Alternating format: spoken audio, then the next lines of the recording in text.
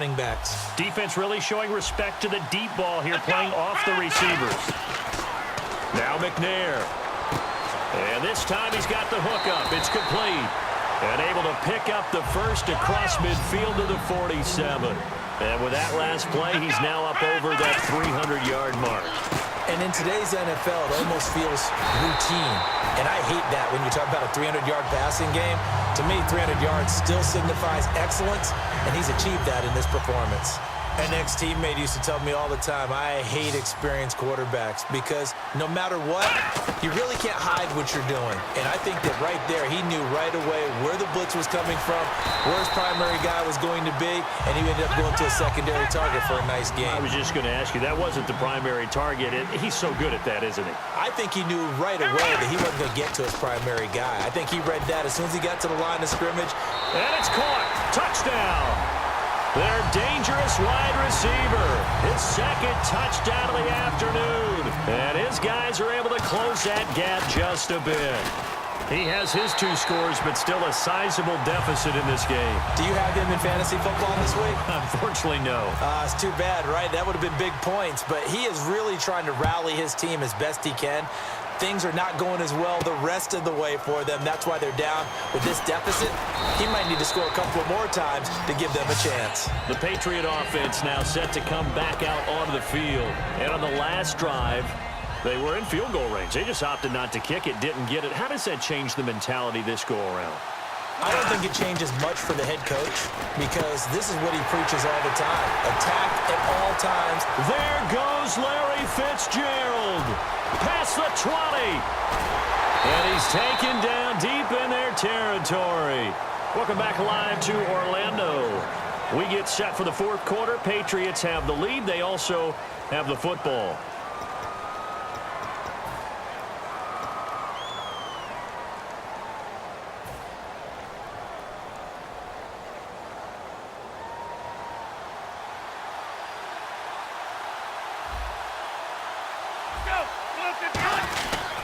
First down, here's a run with Peterson. They'll say no gain on the play, and it'll be 2nd and goal. The 4th quarter here, they've got the lead. They want to keep it on the ground. That's what they're doing. Smart football. Keep the clock grinding. Keep it going. But you got to figure now, they're going to see more people stacked up at the line of scrimmage as they try and bleed it out. Give him 3 on the play, and that'll make it 3rd and goal. Got to give credit where it's due. Really nice defense on that play. The pitch and catch was successful, but not any run after it.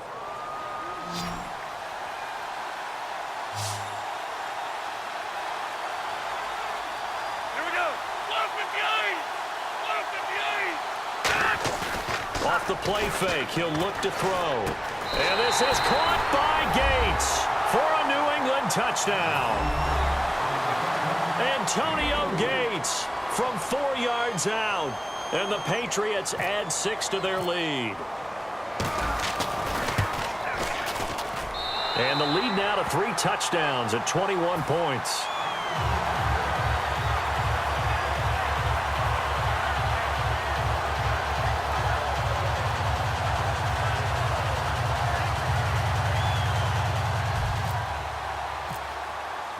Now after the touchdown, it's Sturgis to send it away. This fielded a few yards into the end zone. And he'll get it up to about the 26-yard line, just across the 25. And here now the offense heading back out there. And that last drive, a long drive, but not just that. They had a great air attack going. Do they stick with that? I would think that they would, because if they were confident enough to do it on the last drive, starting backed up in their own territory, why would you change? It's caught at the 10. And all the way in for the touchdown. A big play there. 74 yards. And his guys are able to cut into that deficit. Well, yes, that's his 3rd touchdown catch, which is very impressive, but on the scoreboard, they're still struggling. So safe to say that without him, my goodness, yikes, they are in major league trouble. He's doing his best to try and keep them in the game. And this is secured by the Patriots. The 4th quarter, they felt like they needed the football back. Unfortunately, they couldn't get it. And I know we've brought analytics into the game, and someone has said here that the data says that when a team's expecting an onside kick, 80% of the time, the team expecting it, they do actually recover the ball, which is what we saw here. I just wonder if that number is much more of a anecdotal type of a number. Kind of like when the coaches tell us, well, when you score on special teams, 93% of the time you win the game. I'm still waiting to see that number is empirical. And this is caught. Touchdown, Patriots. Larry Fitzgerald, a 14-yard touchdown. And the Patriots add on to their lead. They were still throwing with a comfortable lead here late, and now that lead even more comfortable. And your first thought is there bad blood that went into this one ahead of time, that maybe they're seeking some revenge or they just don't like them? But the other thing that always hits me is, are they worried about playoff positioning, right? Are they worried about, do you need enough points in case there's a tiebreaker that comes into play later? Now this offensive unit ready to see what they can do here. And last time the formula was pretty simple. One play drive, long pass. That maybe they just want to do that again, right? And that's exactly how you want to draw things up. Whether it's on your grease board, right, in your playbook, one play drive's exactly what you want on offense. What they have to be careful of is not having a letdown. It was real easy last time. They can't expect that going forward. Yeah, we'll see if it's that easy here. Well, I guess we just discovered that someone is certainly not going to sit back and just take it in this game, huh? No, they were trying to get that touchdown back in one shot. One shot, trying to help out his defense and let the other team know. And he can't get rid of it. He's taken down. They push him back 8 yards that time on second down. Looking to speed things up here, going with some tempo.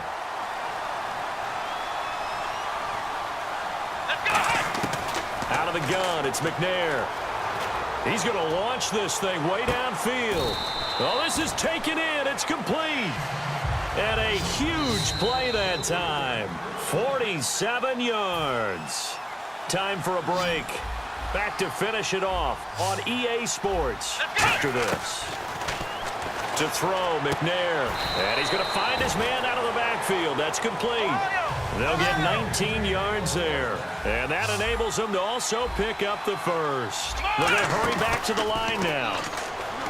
Now a play fake. And he will take it in for the touchdown. Odell Beckham with his second touchdown of the afternoon. And his guys are able to close that gap just a bit. And the lead will be cut down to 14.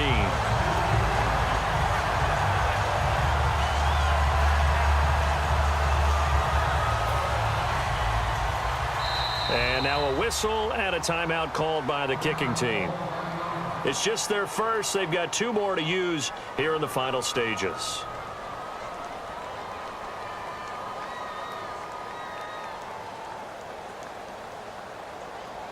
Two scores down, 2 timeouts at their disposal. This is a critical onside kick. And this is secured by the Patriots. They knew they needed a miracle. They had to have that onside kick. They didn't get it.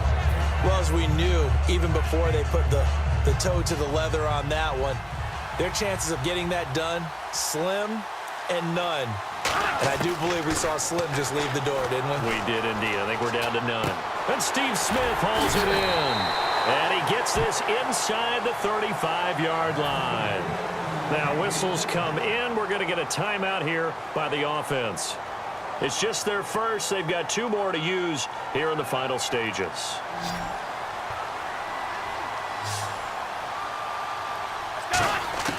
Now it looks like he'll throw here. Oh, the ball comes out on the hit, but they'll say it's incomplete. When defenses get to the quarterback that quickly, a lot of times it's called a jailbreak. It wasn't quite that fast, but fast enough that he had no time to look downfield and set himself to throw the ball. And as he tried to do that, he was hit and it forced an incompletion. And inside the 20 before he's brought down. And on that last play there, he's over 400 yards passing now. You know what that generally means? Success. That, and it means you really didn't miss opportunities. Usually very accurate. The ball's getting to the right place. Guys are making yardage after the catch to help you out that way. I mean, the whole team has picked it up. And don't forget, that means the offensive line has had to pass protect pretty well, too. Everyone dialed in. And the hit jarred it loose. It's incomplete.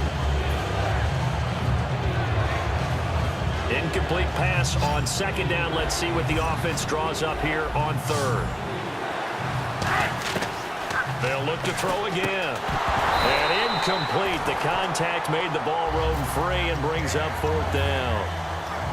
And he's certainly not a guy that drops that football very often. Indeed, because that's a bit of a surprise. I know he's in the middle of some traffic and people, bodies all around him, but he usually has the focus to haul that one in. They'll drop to throw. And no, it's incomplete. Boy, it looked like he had it and dropped it. And as a result, possession switches hands.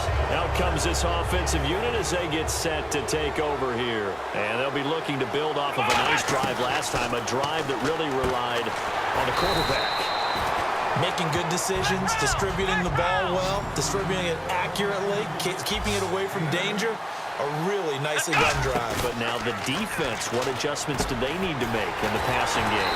Pass rush, pass rush, pass rush. Whether it's the guys up front, or maybe you bring additional guys, but you've got to disrupt the timing of them throwing the football. Let's see if they can disrupt it here. McNair to throw. Flush to his right. And he'll be hit as he releases it, and that'll fall incomplete. We just saw another example of really good defensive football, which has led to the cushion that they have in this game. Got to him once again, knocked him on the ground, forced an incompletion. Yeah, they've set the tone. It's one thing to set the tone, another to come in here on the road and set the tone. Now McNair. And his throw here's incomplete. Let's give some credit to the defensive guys on that play. Able to bat that one away. Sure looked like they were trying to hit the corner route. From the gun, here's McNair. Now a desperation throw deep. Got a man, it's caught at the 6-yard line. Now hold everything here. We're going to get a timeout by the offense. That'll leave them with just one remaining in this fourth quarter of play. Now McNair. Throwing over the middle, and it's incomplete. And here comes play number 6 on this drive. And they're going to go soft on the corners. Let's go! On second down, McNair. That's caught at the 2. And he gets into the end zone for the touchdown. Their dangerous wide receiver. A 5-yard touchdown. And his guys have made this a one-score game now. And his kick is good.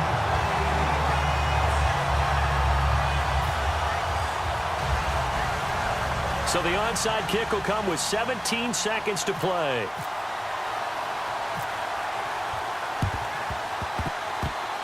And this is going to be recovered by the hands team. And that should just about put a capper on this one. And that's why you have your hands team out there on the field. Those are the best guys ready to make that play. And let's face it, it was executed well. It wasn't a bad kick. It wasn't anything like that. Just that the normal outcome actually came to play. Analytics will tell you it's a very low possibility of getting the ball for the team kicking it in an onside kick situation. You're all about the numbers, aren't you? All about the numbers, baby. It's a new game now. They don't lie. So the incomplete pass brings up second down. On play action, they'll throw. And he can't get a throw off. He's taken down. What a huge play at this point in the game. And the defense will try and pin their ears back and get pressure again here after the sack. It's third down. Here we go! The play action fake. They'll look to throw. Looking for Fitzgerald, and it's intercepted. Picked off by the All-Pro, Navarro Bowman. And the return comes to a halt right at the 44-yard line. And now back out comes the offense. They have time here, partner, for just one final heave. And I have to look at it from the defense's perspective here. We know what they're going to do on offense. The Hail Mary, try and get guys down there and throw it in the end zone, tip it around and catch it. You've got to have guys back there to defend that, but also you can't allow the quarterback as much time as he wants to set up and throw it. Maybe you bring a little extra pressure to make sure he gets rid of it quicker. A little bit of a cat and mouse game. We'll see if they bring that pressure. And, you know, every win is sweet, and I'm sure everybody enjoys a huge victory, but sometimes only winning by 1 score, 2 scores, a field goal, that can feel pretty satisfying too. Without a doubt, because now you know that your team responds in critical pressure-packed situations. As a coach, as an organization, that makes you feel awfully good.